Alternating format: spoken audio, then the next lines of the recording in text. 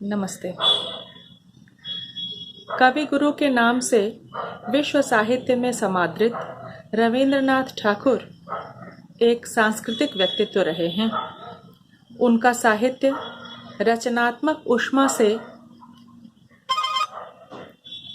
तरल और विविधमुखी रहा है, जिसकी आभा शिक्षा, संस्कृति, कला, दर्शन, मानव विकास और मानव जीवन की उन्नति के प्रत्येक प्रयत्न में देखी जा सकती है।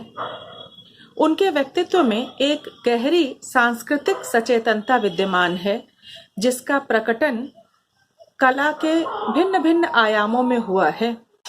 कवि गुरु उनका बहुआयामी व्यक्तित्व वस्तुतः एक लेखक से अधिक, एक कवि से अधिक एक कलाकार का व्यक्तित्व है और वह एक सांस्कृतिक व्यक्तित्व है। सांस्कृतिक सचेतनता और कला की समृद्धि से परिपूर्ण व्यक्तित्व है।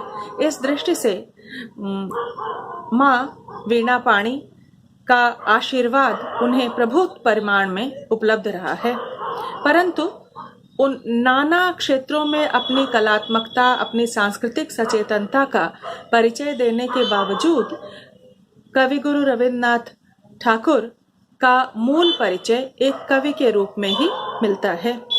यूं किसी भी कवि की श्रेष्ठता का मानदंड उसकी कविताएं ही होती हैं और 1908 से 1910 के बीच लिखी गई कविताओं को उन्होंने जब गीतांजलि शीर्षक से गीतात्मकता के साथ उपस्थित किया, उन गीतों में एक विशिष्ट उदात्त भावबोध और दार्शनिक गंभीरता तथा सांगीतिक लयात्मकता ने उस गीतांजलि को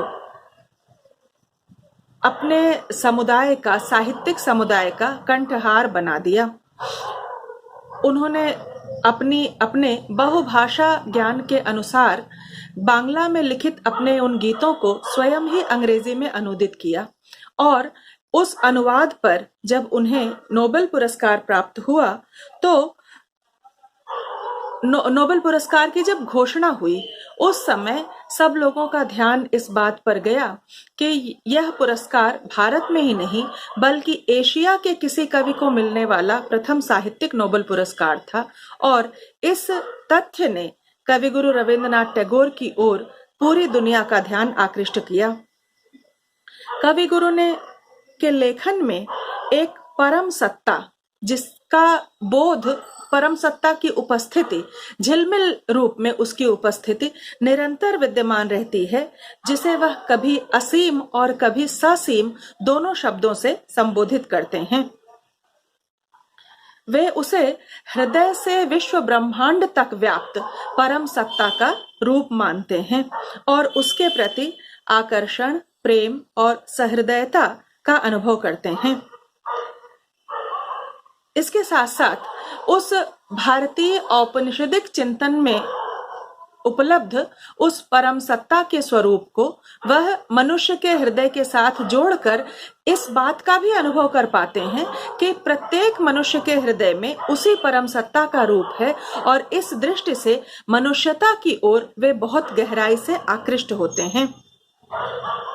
कवि गुरु इस दृष्टि से कहते हैं अपने गीतांजलि के गीतों के विषय में और अन्य गीतों के विषय में भी वे स्वीकार करते हैं कि मनुष्य के हृदय के भीतर स्थित उस परम सत्ता का रूप मनुष्यता के आवरण में उपस्थित है और प्रकृति में उपस्थित उस परम सत्ता का रूप प्राकृतिक सौंदर्य के रूप में उपस्थित है और इन दोनों के बीच तारतम्य बनाए रखने के लिए सरलता और हृदय की सहजता की अपेक्षा है।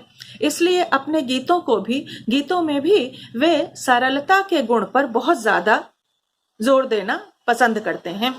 उनका एक उदाहरण आपके सामने रखना चाहती हूँ। वो कहते हैं, मेरे ये गीत निराभरण हैं, इनमें परिधान और अलंकार का व्यर्थ अहंकार नहीं। यह सहज ही ज्ञात है कि कबीरदास के साहित्य से, कबीरदास के चिंतन से कवि गुरु अत्यंत प्रभावित थे और कबीरदास के कथन, मेरा मुझ में कुछ नहीं, जो कुछ है सो तोर, तेरा तुझको सौंपता क्या लागे है मोर।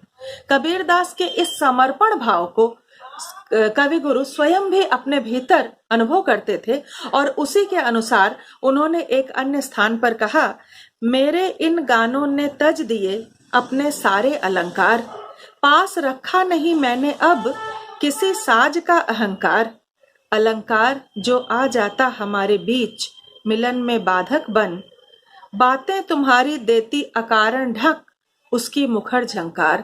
अलंकार के आवरण से मुक्त हृदय की सहजता और सौंदर्य को लेकर कवि गुरु निरंतर सचेत रहे।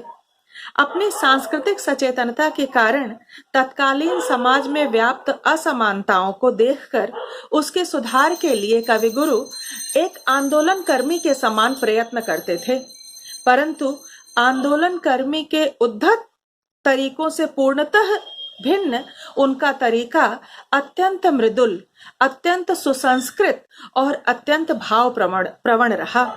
उनकी कविता में और उनके व्यक्तित्व में भी सौंदर्य और मानवीयता, इन दो बिंदुओं पर बहुत अधिक ध्यान दिया गया है।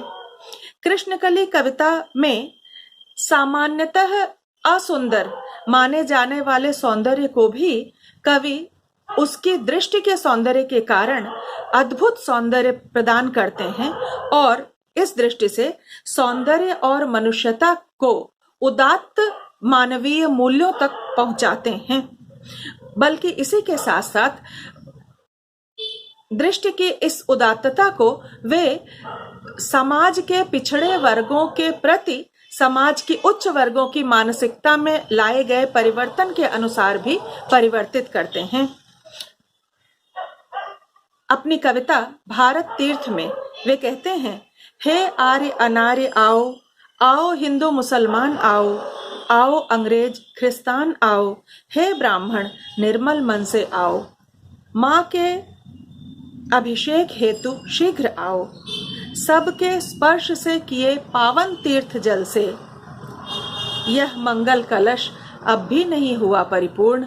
अर्थात मनुष्यता और देश भक्ति का मंगल तीर्थ तभी परिपूर्ण हो सकता है जब उसमें जितनी भी प्रकार की जातियां मनुष्य की हैं उन सबका संस्पर्श हो। कवि रविंद्रनाथ टैगोर मनुष्यता को इसी उदात्त भाव भूमि से और इसी उच्च स्तर से देखते थे। उनकी कविता में मनुष्यता और प्रकृति के पावन सहयोग की अद्भुत परिणति है। इसमें ऊंच नीच का भेद नहीं बल्कि हृदय की एकात्मकता का सुर है।